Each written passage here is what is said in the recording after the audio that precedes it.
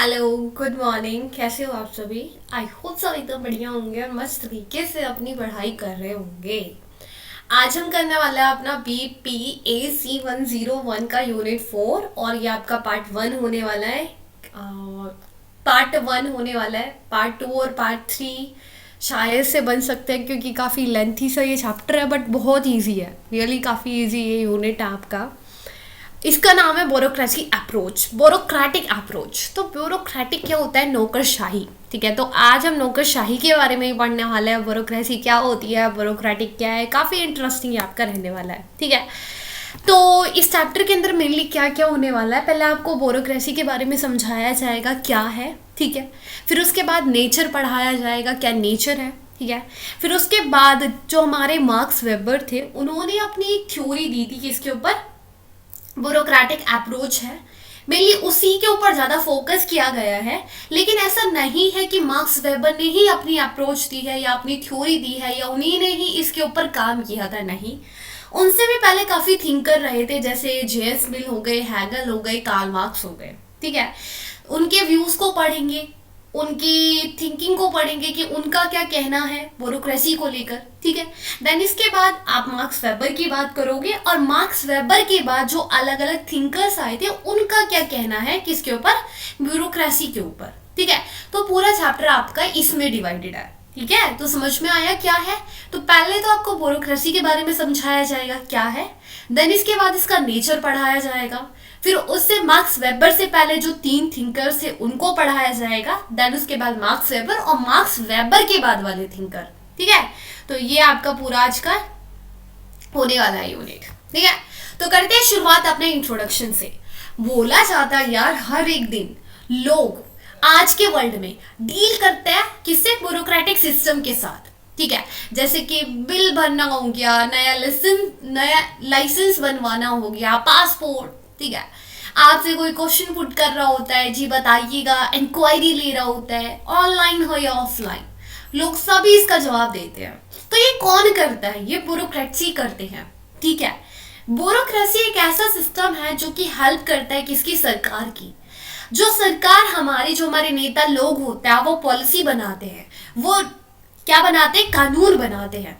उन पॉलिसीज को हमारे जो ब्यूरोक्रेट्स होते हैं वो क्या करते हैं, एक्शन में चेंज करते हैं। ठीक है, उस लोगों को वो इम्प्लीमेंट करते हैं। तो ब्यूरोक्रेसी क्या है, एक ऐसा सिस्टम है जो सरकार की हेल्प करता है उन पॉलिसीज को एक्शन में चेंज कराने के लिए। ठीक है जी, अब ऐसा नहीं है कि अभी से, जब से डेमोक्रेसी आया है, जब से देश आज़ाद हुए तभी से ये सिस्टम है ना, बहुत टाइम पहले से एशिया के अंदर, यूरोप के अंदर। ठीक है, ऐसा नहीं है, एंशियंट टाइम से ही, एंशियंट टाइम पे मौर्यन ले लो, चाइनीज ले लो, रोमन एम्पायर ले लो, ओटोमन एम्पायर ले लो, जो कि काफ़ी बड़े बड़े एम्पायर थे, काफ़ी बड़े बड़े किंगडम थे जो पहले, मुगल, जापान, चाइना, इनके अंदर अपनी खुद की ही ब्यूरोक्रेसी थी।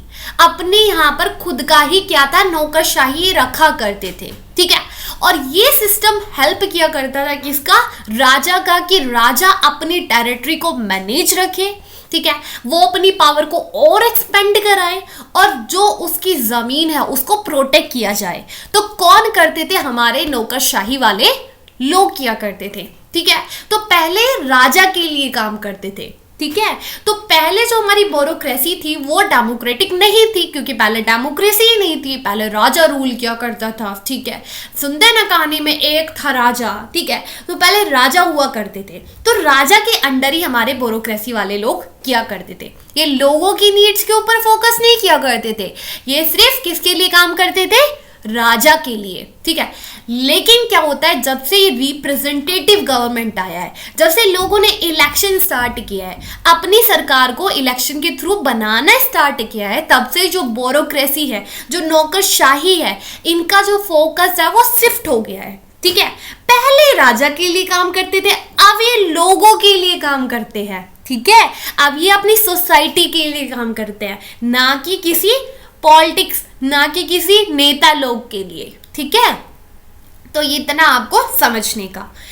जो आज की ब्यूरोक्रेसी है उसको डिजाइन किया गया है कि वो इम्पार्शियल होके काम करे। ठीक है। वो ऐसा नहीं होना चाहिए कि उसको इन्फ्लुएंस किया जाए पॉलिटिशियंस के थ्रू, या फिर सोसाइटी, कोई सोशल पावर है जो उसको इन्फ्लुएंस कर रही है, जो उसको बांध रही है। नहीं, जो हमारे नौकरशाही होते हैं, जो हमारे सिविल सर्वेंट्स होते हैं, वो इम्पार्शियल होके काम करे, ठीक है, और बहुत ही फेयरली और बहुत ही इफेक्टिवली वो अपनी जॉब को करे, ठीक है।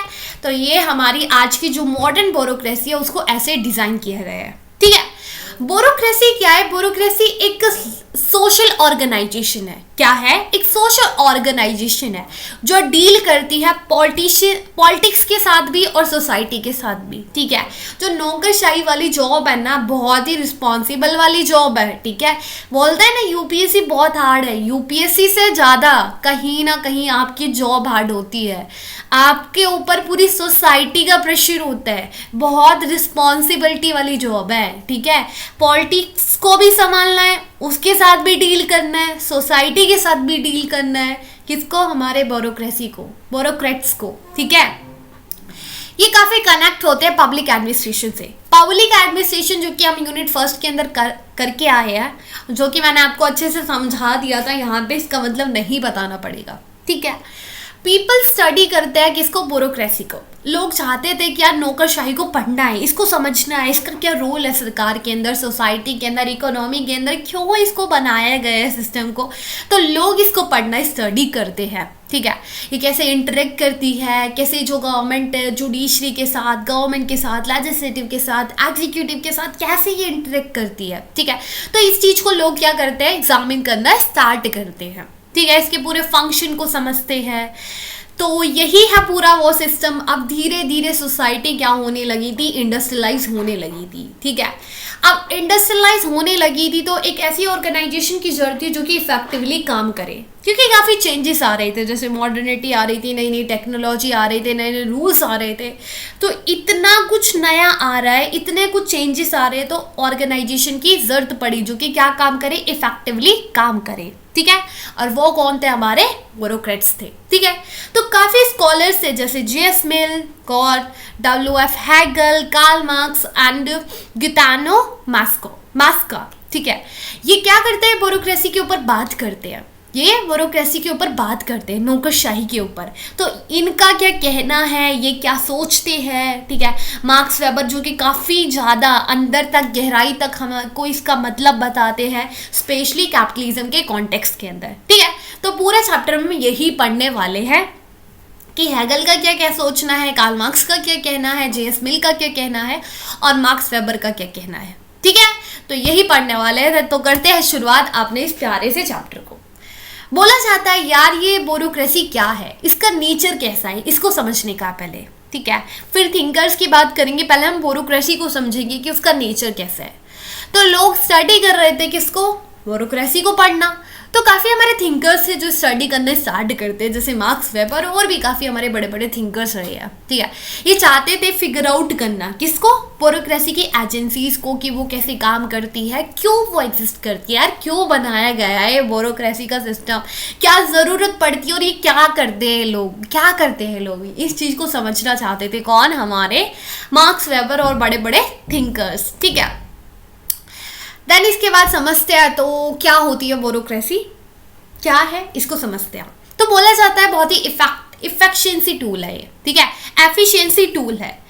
कुछ लोग देखते हैं कि ब्यूरोक्रेसी एक टूल है, ठीक है, और उसको ऐसे डिजाइन किया गया है ना कि वो चीज़ों को इफेक्टिवली काम करे, ठीक है। तो कुछ लोग क्या देखते हैं कि ब्यूरोक्रेसी जो नौकरशाही है ना, वो एक ऐसा टूल है जिसको इफेक्टिवली डिजाइन किया गया है, ठीक है। अगर वो कुछ करता है ना तो उस चीज को इफेक्टिवली करेगा।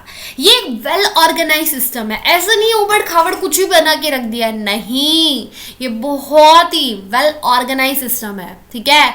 इसको सर्विसेज प्रोवाइड की जाती है, जैसे कि आधार कार्ड को बनाना, ठीक है, लोगों को फूड अलाउंस कराना, वाटर सप्लाई को मैनेज करना, ठीक है। ये जो लोग होते हैं ना, काफ़ी क्वालिफाइड लोग होते हैं जो कि रूल्स को फॉलो करते हैं, लोगों को सर्विस प्रोवाइड करते हैं, ठीक है। तो ऐसे ही काम नहीं करते हैं ये, ठीक है। देन इसके बाद ये एक इंस्ट्रूमेंट है किसका? पावर का और कंट्रोल करने का।